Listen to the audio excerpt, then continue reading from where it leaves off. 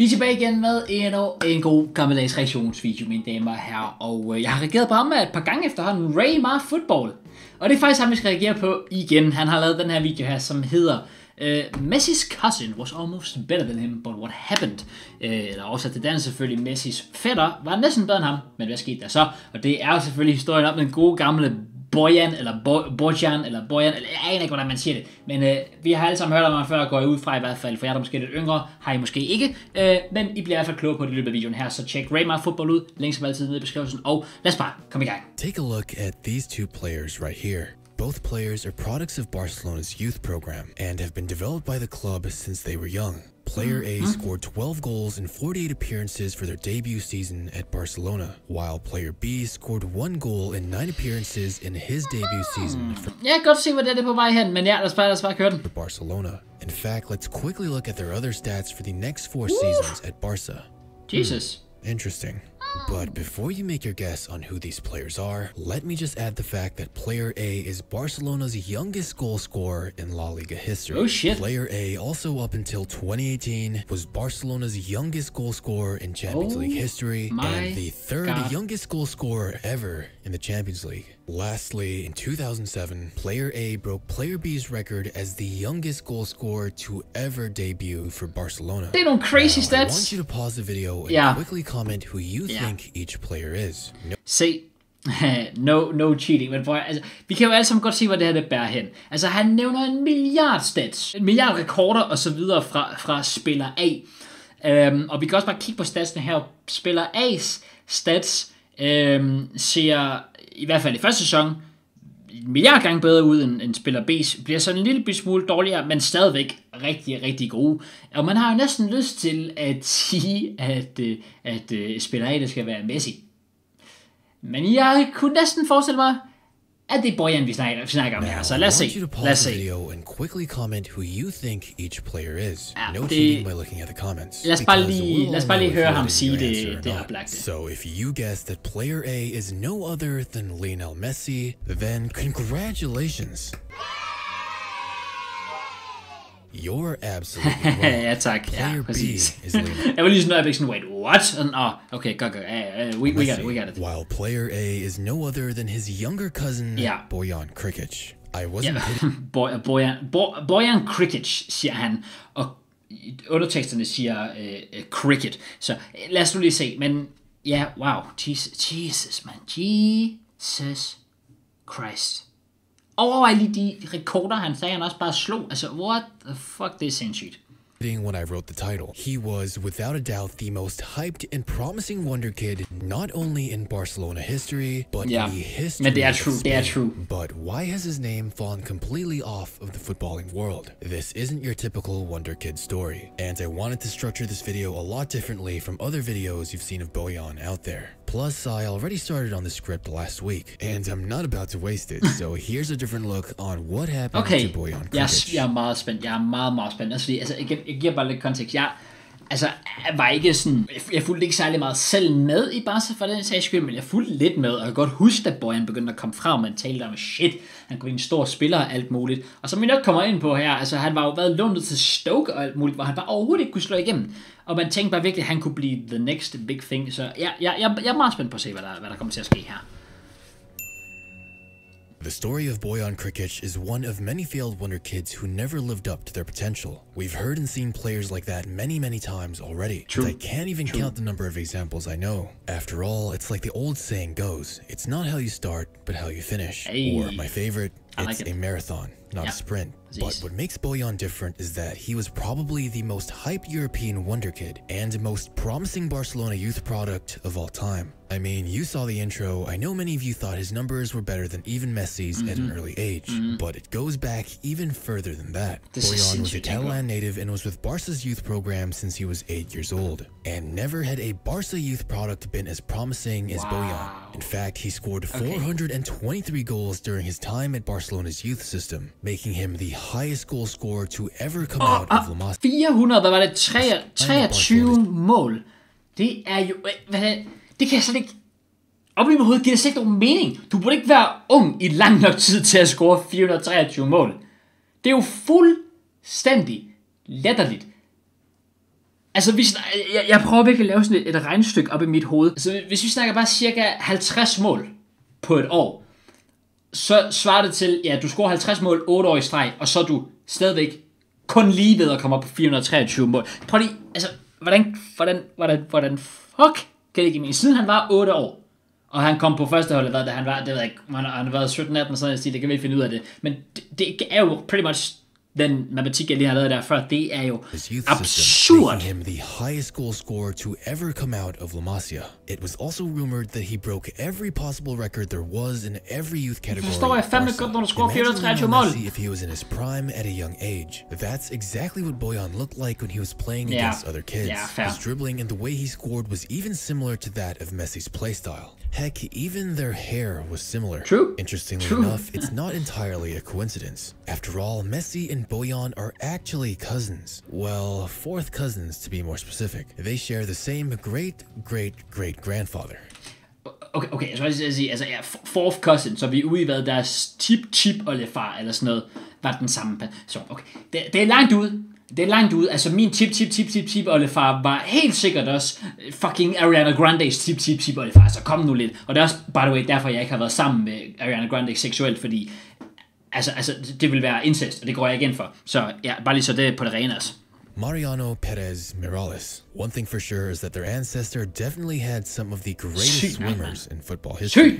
Before he had even moved on to Barca's men's team, he would be called up to play for Spain during the UEFA Euro Under-17 Championships, where he was the joint top scorer and even scored a hat-trick during the tournament. Bro, nah, det er jo crazy rekorder, den her knæk, han har lavet, man. Under-17 Championships, Bojan was only 15 years old, making him one of the youngest participants, yet still outplaying everyone who was older than him. Bojan carried Spain to third place despite multiple injuries happening to the Spanish starters. Then the following summer, at 16 years old, he would travel with Spain once more to South Korea for the Under-17 World Cup, where he once again carried Spain, but this time all the way to the final, where they would unfortunately lose to Ghana, but still was the third highest goal scorer and winner of the bronze ball as the third best player on the tournament. Det er stadig sygt, og hvem havde vi lige på podiet? Vi tog det Kroos, og jeg kan ikke lige genkende nummer 1 der. Okay, jeg fandt faktisk lige Wikipedia-siden for den her. Så Golden Ball, altså Player Tournament, bare Toni Kroos, han har i den grad lavet op til sit potentiale, kan man sige. Men så den her Macaulay Cristantus.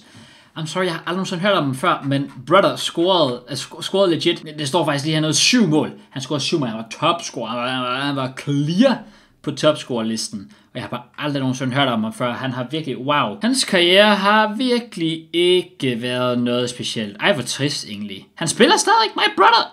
My boy's still going, okay? And when he finally reached the age of 17, just by looking at Bojan's pace, dribbling, and scoring ability, it was an obvious no-brainer to sign him on to Barcelona's men's team. He would come on as a sub during a match against Osasuna, making him the 17 år gammel. youngest player to ever debut for Barcelona in a La Liga fixture, breaking Lionel Messi's record by a couple of months. Dyrk lige den der detalje. Match against Osasuna, making him the youngest player to ever debut for Barcelona in a La Liga. My brother rainbow-flikkede målmanden i sin debut som 17-årig for Barcelona. Ja, okay, jeg har set det hele. Hold nu kæft. Hvad den knægte kunne. Jesus. 3 days later, he broke Barcelona's record at the time as the youngest to ever debut in a Champions League match after coming in as a sub for no other than his cousin, Lionel Messi. Quite impressive for a 17-year-old, right? The hype was surely understandable, but that's not even all of it. In the same season, he would score a 25th minute goal against Villarreal, becoming Barcelona's youngest goal scorer ever at just 17 years and 50 days old. Then he would go on to score against Schalke, making him the third youngest to ever score in the Champions League. He would finish his first season at Barca with 12 goals and 48 appearances, setting one last record as the most goals ever scored in a debut season. Oh my god, 17-årig 12 mål på 48 kampe er jo latterligt. Det vildeste ved det hele, det er, at man tænker, det er det vildt.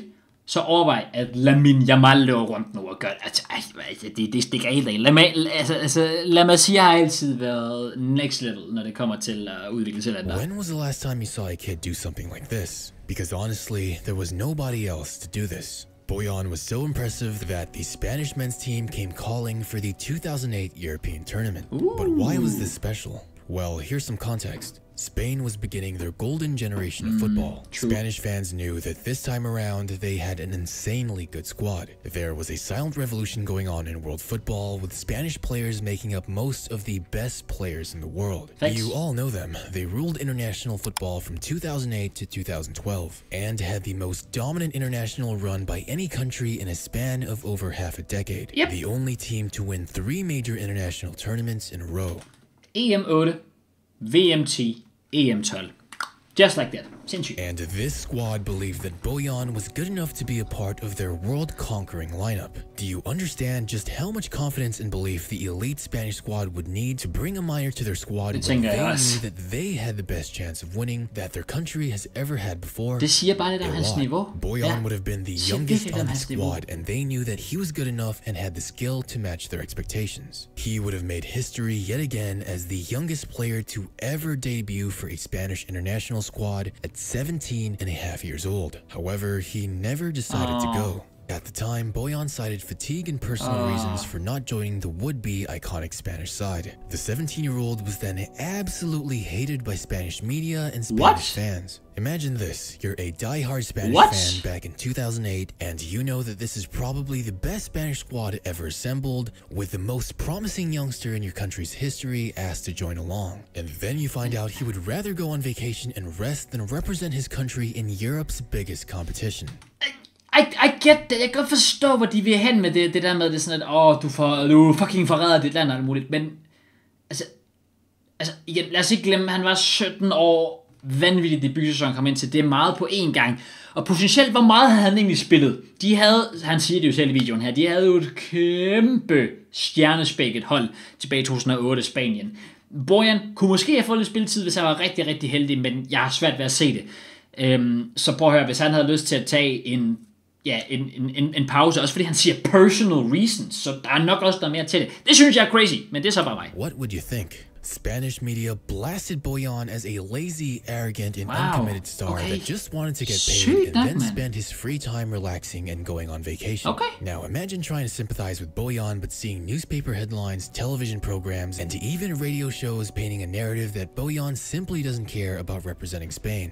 I'm betting you would feel very negatively towards him. Bojan became Spain's public enemy #1. And when the Spanish squad won the tournament, Bojan would get so much hate from Spanish fans. Now imagine being... I don't get it! Han er 17 år, brother! Han var 17 år! Hvad? Fuck, man. Jeg hader fucking medier. Det er fucking medier. Hader medier. A 17-year-old kid and having all that pressure to perform. Pressure from your club, who you're breaking every single record in and expected to be the next all-time great. And pressure from your country to become the next member of Spain's all-time greats. On top of that, imagine turning on the TV and seeing so much hate towards you. Or looking at the newspaper and everyone making fun of your work ethic or questioning Som 17 år, jeg understreger, han var 17 år. Han var 17 år. Han er ikke en kæmpe legende, der er sådan 30 år og siger, jeg er blevet for gammel til det her lort, og så ditcher sit land. Nej, han var 17 år. Han har ikke spillet en kamp, jo. Ej, jeg bliver irriteret. Jeg hader det her. Fuck af. Personally, I definitely couldn't handle that, especially as a 17-year-old. And the truth behind Bojan's reasoning for not joining wouldn't be out until 2018. In an interview, Bojan admitted he suffered from anxiety. He said, "At 17, my life..." Overvej lige den her headline her. Bojan, han siger, jeg havde angstanfald, men det var ikke nogen, der ville snakke om. Fodbolden er ikke interesseret. Fodbolden er ikke interesseret i at høre om det her. Hvilket er totalt true. Det bliver simpelthen ikke taget seriøst nok sådan noget her. Jeg føler ikke engang, det er blevet bedre siden der. Og han kommer ud og siger i 2018, 10 år efter. 10 år efter, brother. Og igen det jeg siger, der var 100% mere bag. Han siger personal reasons. Personal reasons. Ej, jeg kan slet ikke forstå det her. Jeg er fuldstændig i chok. Admitted he suffered from anxiety. He said, "At 17, my life changed entirely.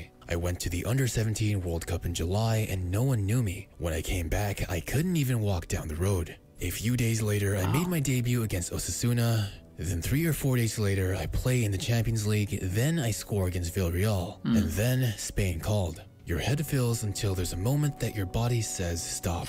Anxiety affects everyone differently. I spoke to someone who felt like their heart was beating 1,000 times a minute. With me, it was dizziness, feeling sick, constant 24 hours a day.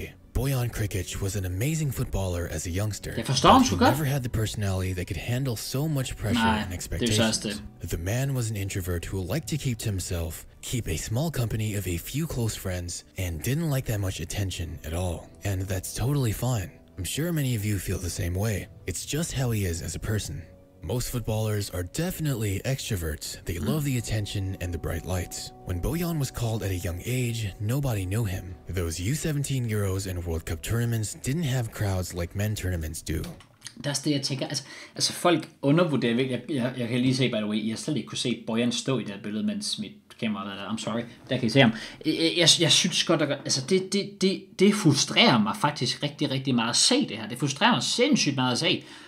Altså, my brother, altså bursting onto the scene, ægte Michael Richards style, og så, altså igen, slår rekord efter rekord efter rekord, har en vanvittig god debutsæson, vitterligt en rekordsættende debutsæson for Barcelona som 17-årig, får kaldet fra Spanien, og vælger at sige nej, fordi han legit bare har for meget stress, for meget angst, det er for meget rum op i hovedet, som 17-årig skulle gå igennem alt det, og så lige tage til EM, hvor der også er et enormt stort pres på, fordi alle taler om, at det her, det er sådan, Spaniens sådan golden era team, og så skal du være med der, og ikke engang være garanteret at få en plads, altså på startelveren, og hvis du nogensinde kommer ind, jamen, så er der jo først pres på dig, det her alligevel.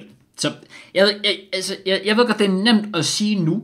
Det kan godt være, at situationen har været anderledes dengang. Det kan godt være, at situationen har været anderledes, hvis jeg selv var spansk fodboldfan i 2008. Det ved jeg ikke, men så alligevel, jeg kan ikke forstå, hvordan han kan blive angrebet så voldsomt for det. Jeg kan simpelthen ikke sætte mig ind. Jeg synes, det er skræmmende. Det er fucking skræmmende. Og det viser os bare det her med, at fodbold er bare en hård business. Det er altså nogle ting her. Der er masser af pres på. Der er folk, der kigger hele tiden. Der er folk, der er klar på at svine dig til, og så videre. Så jeg synes godt nok, det er vildt at tænke på, at det kunne gå så vidt. Jeg kan ikke helt forstå det. Men fuck, man, stakkels Bojan. Det er fandme, fuck, det gør mig egentlig trist at høre, men jeg har kæmpe stor respekt for, at han har talt ud omkring det. Selvom det er 10 år senere. Han følte måske, tiden var inde til det. Det synes jeg kun er helt fair. Det har virkelig givet mig en helt anden perspektiv på Bojan, det her.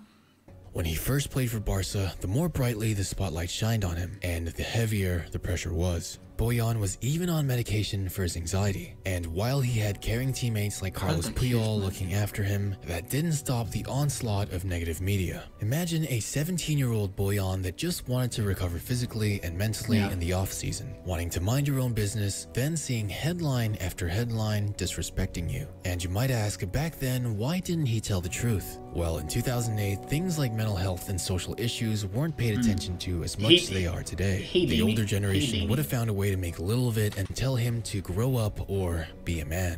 I mean, I remember being 18 and having anxiety, going to the admissions office in my university and figuring out what I wanted to do in college. Imagine what Bojan went through when his own country was against him for reasons he knew they wouldn't understand. Virkelig, det er well said af hvem end der produceret den her video her. Virkelig godt sagt. When I see other videos about Bojan calling his anxiety a mental illness, it definitely is a disservice and stigmatizes a very real issue that many experience. Those of us who have feeling, who are sensitive, who can be affected, need a good shield. Footballers are very young and they're exposed. Even at under 15s, players have Twitter and I'm sure they're already getting insults. It's ugly and it sullies society. Og det er kun blevet værre. Det er kun blevet værre. Det her interview i 2018, det er kun blevet 20 gange værre. In football. But despite all that, for the next 4 seasons, Bojan would still perform amazingly for Barcelona. Again, look at his performances compared to Messi. Det er faktisk vildt, ja, fordi igen, vi snakker om, prøv at se, stadigvæk anden sæson 10 mål, tredje sæson 12 mål, fjerde sæson 7 mål. Altså, my brother, altså stadig getting involved, spiller godt, og igen prøv at sammenligne med statsen herovre player B, som er Messi. Altså, han følger jo med, altså tredje sæson, scorer han lige så mange mål i lige så mange kampe, som Messi gør. But despite the high number of appearances, Bojan was always coming off the bench, and that definitely didn't help. Eller ikke, altså jeg skal lige clarify, at altså Bojans tredje sæson var lige så god som Messis tredje sæson i Barcelona. Det er ikke sådan, at de sammenligner den samme sæson. I ved, hvad jeg mener. Vi fortsætter. Confidence for the youngster. Some of you might be wondering, why didn't he start if he was doing better than Messi in his first 4 seasons? To answer that question, here's Barcelona's lineup when Messi joined the squad. They had forwards like Thiago Motta, Edmilson, Gerrard, and Maxi Lopez. Yeah, now, I know that many of you have no idea who most of these guys are, and even stars like Henrik Larsson would soon leave the club, so it was pretty easy to put a promising youngster like Messi in the starting lineup. Yeah. But for Bojan, coming off the bench was his only option.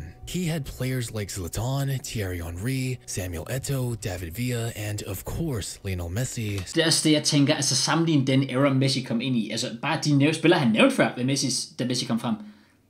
Jeg kendte måske en af dem, jeg har hørt om dem før i hvert fald, men ikke nogen stor.